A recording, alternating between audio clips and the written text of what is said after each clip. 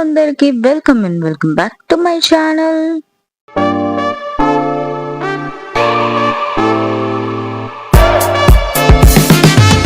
So finally మరొక చిన్న వంటలతో అయితే మళ్ళీ మేము ముందుకు వచ్చేసాను.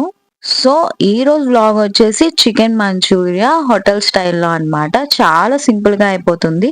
ఇక్కడ నేను చూపించిన process as it is follow అయిపోతే మంచి టేస్టీ అయిన మంచూరియా మనం సింపుల్ గా ఇంట్లోనే చేసేసుకోవచ్చు.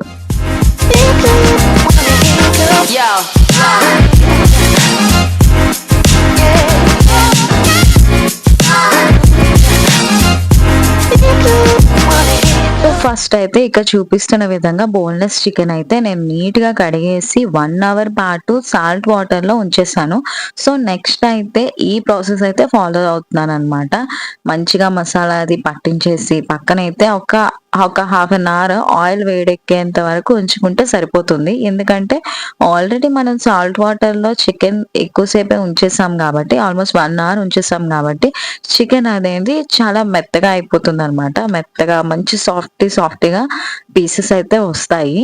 ఇక చూపిస్తున్న విధంగా మీరు కలిపేసి పక్కన పెట్టుకోండి. మీరు నార్మల్ గా చికెన్ ఫ్రైకి ఎలా అయితే ఉప్పు, కారం, ధనియాల గుండ, కార్న్‌ఫ్లోర్ అండ్ జీలకర్ర కలిపి మిక్స్ చేసి ఎలా అయితే పక్కన పెట్టుకుంటారో సేమ్ అదే ప్రాసెస్ అన్నమాట. దీనికి కూడా కలిపేసి మంచిగా అండ్ కన్సిస్టెన్సీ చూసుకోండి. కార్న్‌ఫ్లోర్ వేసిన తర్వాత కొంచెం థిక్నెస్ ఉండాలి. నాకైతే సరిపోలేదు. సో మళ్ళీ నేను కార్న్‌ఫ్లోర్ అయితే వేసాను.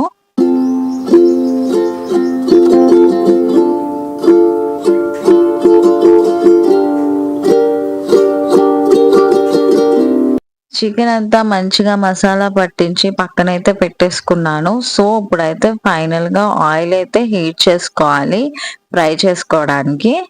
సో కలిపి పెట్టుకున్న చికెన్ పీసెస్ విడివిడిగా అయితే తీసి వేసుకోండి, కలిపేసి వేసేసుకోకండి.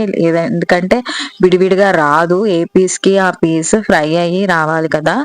అండ్ అట్లా విడివిడిగా వేసేసుకొని లైట్ గా బ్రౌన్ షేడ్ వచ్చేంత వరకు ఫ్రై చేసుకోండి. ఇట్లాగా బ్రౌన్ షేడ్ అనమాట. ఇది మాక్సిమం ఇదే షేడ్ లో ఉంటుంది, ఎందుకంటే డార్క్ అవ్వదు. సో చూసుకొని మరీ మాడిపోకుండా మంచిగా డార్క్ బ్రౌన్ షేడ్ వచ్చేంత వరకు ఫ్రై చేసుకొని పక్కనైతే పెట్టేసుకోండి. ఫైనల్ గా చికెన్ ఫ్రై అయితే అయిపోయింది. సో అదే ప్యాన్ ఆయిల్ మార్చేసుకొని కొంచెం ఒక 2 టేబుల్ స్పూన్ ఆయిల్ అయితే వేసేసుకుంటున్నాను. అండ్ ఈ ఆయిల్ హీట్ ఎక్కిన తర్వాత ఇందాక చాప్ చేసి పెట్టుకున్న గార్లిక్, క్యాప్సికమ్ అండ్ పచ్చిమిర్చి, ఆనియన్స్ ఇట్లాగా షేప్ లో కట్ చేసుకొని పక్కన పెట్టేసుకున్నా. సో అవి ఇప్పుడు వేసేసి ఫ్రై చేసుకున్నాను. అండ్ ఇక్కడ soya sauce, tomato sauce and red chilli sauce ఇవి మాత్రం కంపల్సరీ. మంచూరియా చేసినప్పుడు ఇవి 3 లేకపోతే ఆ మంచూరియా టేస్ట్ అయితే రాదు. సో ఇక్కడ లైట్ బ్రౌన్ షేడ్ వచ్చేంత వరకు ఫ్రై చేసుకుని దాంట్లోనే దగ్గర 3 టేబుల్ స్పూన్స్ టమాటో సాస్ అయితే వేసుకుంటున్నాను. నెక్స్ట్ వచ్చేసి చిల్లీ సాస్, అది కూడా ఒక 3 టేబుల్ స్పూన్ అయితే వేసుకుంటున్నాను.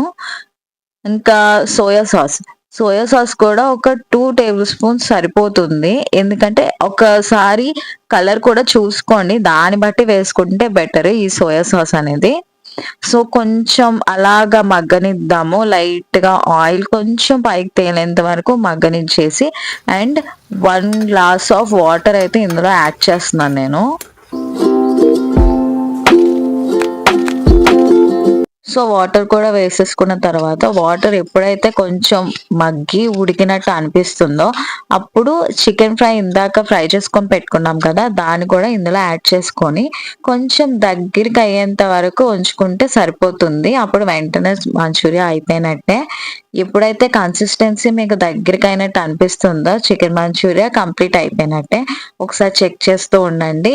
అండ్ ఇందులో నేను చూపిస్తున్నాను కదా, ఇదే ప్రాసెస్ అనమాట. ఇలా చేసుకుంటే చాలా బాగుంటుంది. హోటల్ స్టైల్లో మన ఇంట్లోనే మంచూరియా అయితే కంప్లీట్ చేసేసుకోవచ్చు. ఈ మంచూరియా బయట కొనుక్కోవడానికి 500-600 పెట్టుకొని కొనుక్కోవాల్సి వస్తుంది. దాని బదులు ఇంత చికెన్ తెచ్చుకొని మనమే soya sauce, chilli sauce, tomato sauce కొనుక్కుంటే సరిపోతుంది. ఈజీగా ఇంట్లోనే హ్యాపీగా తినేయవచ్చు అందరూ కూడాను. ఫైనలీ నా చిన్న వంటలు మీకు ఎలా అనిపించిందో కామెంట్ చేసేయండి. మీరు కూడా ట్రై చేస్తే కనుక ఇదే ప్రాసెస్ లో అది కూడా నాకు కామెంట్ చేసి ఎలా వచ్చిందో నాకు చెప్పండి.